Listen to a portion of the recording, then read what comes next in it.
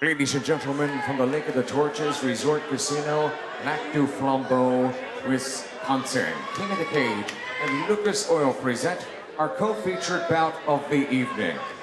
It is sanctioned by the Lac du Flambeau Band of Lake Superior Chippewa Indians. It's in conjunction with King of the Cage Incorporated, President and Founder Terry Trebelcock Jr., Matchmaker Mike Camp, Promoter Jeff Mahalik. The three judges scoring this match will be Chuck Hoskins, Mike Schelk, and George Williams. After the bell rings, your referee in charge of the action, Cecil Peoples. And now, ladies and gentlemen, here we go, our co-feature of the evening, 3 rounds of MMA in the flyweight division. Introducing first, in the Lucas Oil blue corner, standing 5 feet 8 inches tall, official weight 134 pounds. This war zone training center and top-notch MMA fighter has 3 professional fights to his credit. Ladies and gentlemen, from Kalamazoo, Michigan, presenting Joel Little Juggernaut Chapman.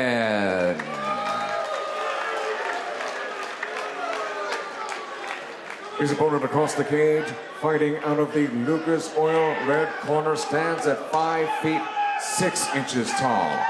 Official weight, an even 130 pounds.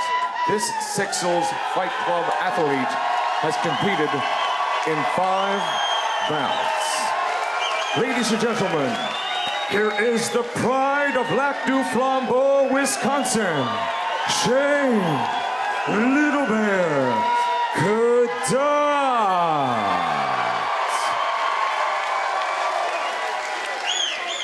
Once again, your referee in charge, Sensei Cecil Peoples, for the final instructions. Gentlemen, co-main event. We're in a good team, fair fight. Protect yourself at all times. And we are set for this matchup in the flyweight division. Quick look at our rules of combat. Let's dance. Brought to you by Lucas Oil and Mad TV. Your commentators tonight. I'm Steve Inman, joined along with Mr. Joe Daddy Stevenson. Do you think you ever would fight if there was eye gouging? If there was eye gouging? You think less people would fight? I would fight if there was guns allowed. What? That's the only way, because I don't fight. My friend tried to tell me that video games were going to be in the Olympics. I was upset at him for that. He's hoping. Look, this is going to be in the Olympics, guys. Absolutely, and I don't think we're too far away from it. I mean, when they were threatening the sport of wrestling coming out of there, I mean, what's going to fill that void? Yeah, no, wrestling's back and baseball's out, and now this is going to be in there to fill the gap for many combative sports. Not to fill the gap. I don't think they're dropping any of the combatives. Look at that position there. He didn't overreact when Shane came in. He stayed calm and collective, and Joel was able to get the takedown from it. You know, it's amazing. Shane is now a veteran here at King of the Cage, been fighting ever since 2006, longer than I can remember, and he's a local here, one of the first fighters to ever fight on a Wisconsin card. So he's been here, he's done that, and seen the evolving television, how as we've been on, Mad TV now, knowing that this is a huge opportunity. So he's been there. You see the overhook position? He's trying to nullify the strikes. Shane knows that the referee will be forced to stand them up if there's no action. I mean, even though no matter what rep you have, if you could stop the strikes, they will stand it up. And Shane Cadotte, obviously a very explosive individual, but right now Joel Chapman is controlling this on the ground. I'd like to see Joel bring that elbow in and drive that leg down to the mat, and maybe bring his left knee on top. Cecil has to stand it up. Yeah. I mean, but that's kind of what Shane wanted. I think Shane wanted to hit back up and not to be on his back. And Shane Cadotte has always been the smaller one of his opponents, but always seems to bypass the situation of reach advantages and stuff. And he's just a really dangerous guy, very quick. Oh, another side kick. That's 2 good ones tonight. I like to use my side kick to reset my stance if my opponent beats me on the outside of the foot. I like Chapman swings and moves to the right, his movement of that. and landing some shots. Oh, looked like he was trying to do like maybe a tornado kick. Oh, Axe kick attack there by Joel. you got to love that when two fighters start displaying some flashy stuff. Yeah, because what if it lands? Yes. What if it lands and they're proving a point? Like, I got that too in my arsenal. Now, you don't want to watch that the whole fight. No. Right? Well, but I think it'd be right kind of there, exciting. right here, they both tried it out. So they're telling us as fans that could happen at any time. At any moment, I could do this. Now, let's get back to the fight. Any moment, break the glass. Oh, and just as we talked, spinning right into it, but this time Shane able to capitalize for the takedown, advancing right to mount. And this is what we're talking about. Kadat, just a very dangerous opponent. His experience is what makes him a dangerous opponent against someone like Joel Chapman, who's looking to make himself a name off Kadat. Well, look, Joel's holding on right now, and Shane's not doing like anything but hold on too. You want to make space instantly. You want to do something with this position. You both don't want to hold on. If your opponent is loose, you want to be tight. If he's tight, you want to be loose. So there should always be a struggle. Kadat creating some space. And do you notice how he brought those feet up? A lot of times when somebody mounts you, you can drive your opponent up and then bring your feet into the armpits, kind of try to kick out. Push out. I gotcha. And now it looks like he's trying to trap the legs. Now that happens from high mount. He rolls on top, goes for the guillotine. Shane's going for the guillotine now. He's got to drive that elbow down to his knee. He does a good job. Joel is in a dangerous position here. He needs to drive that shoulder in and look up with his head. Man, we've seen a lot of these guillotines today. Some work, some not. Some have reversed on them too. Oh yeah, horribly. You know, the aftermath of trying to exert a lot of energy. Well, now Shane's on his back. Joel's on top, and Joel's not happy. You can't post your hands on the mat, though. You don't want your opponent to overhook him and hold him. Now he's advanced to half guard, maybe looking to force that knee over to get the three-quarter mount.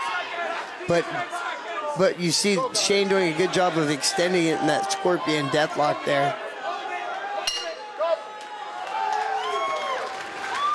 Good round. Not bad for the first round.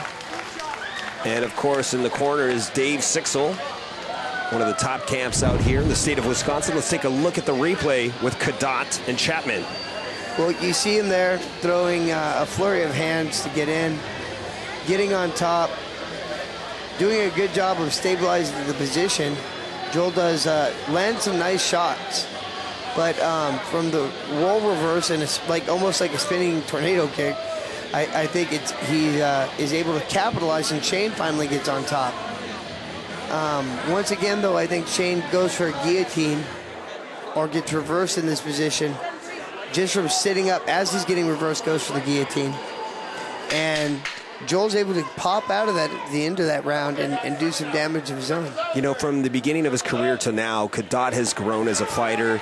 He used to be, you know, the intensity level was so high, there was never a feel-out process, but he fights a smart fight, and you're seeing that here tonight as he's matured in MMA. He's got a lot of gas in his tank. Yeah, and he's not really afraid to take a risk either anymore. Well, that's the cool thing with having a lot of fuel in that gas tank, is you can afford, if you can scramble good, you can afford to take chances because you can scramble out of them back to neutral position. That's why, you know, strength and conditioning is very important. Kadat pushes him at bay there. Another side kick. Yeah, it's very important. Your mental, you're supposed to be very involved in the head. You should see actually, you know, counseling or have some type of where you have a good head game. You should have your life straightened out while you're before you're fighting, so you can only think about fighting. I think Kadat is kind of luring him in. He did have his hands low there several times.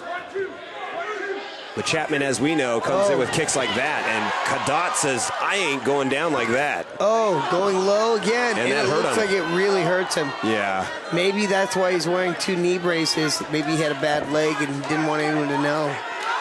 that, you know, a lot of fighters don't take fights 100%. So to hide injuries, you'll mask it. Like, why would he wear one knee brace? He would wear two. And now it looks like he's a wrestler and just shooting the whole time. Chapman finds himself on the ground and will gain position into side control. Joel's doing a good job mount. advancing to full mount from there. A lot of pressure. Shane has had to keep this pace, and he continues to keep that pace, rolling on top. Reverse armbar attempt to regular armbar. Oh. Beautifully executed. Just like that. I mean, that quick. That was an impressive armbar. And I mean, boom it was so goes the quick. dynamite. And boom goes the dynamite. You get to use your catchphrase there. Yeah. Let's see, he's kind of going reverse armbar, drags through. He's got it instantly. That was nice. That was a perfect That's way. going to go on one of our highlights one day. It will, you know, and look at Kadat just taps immediately. And he perfectly executed. He doesn't go and celebrate like over dramatically. He's not. Ladies and gentlemen, the official time, 1 minute and 36 seconds of round number 2. Your winner by tap out due to an armbar, Joel, the little juggernaut, Chapman.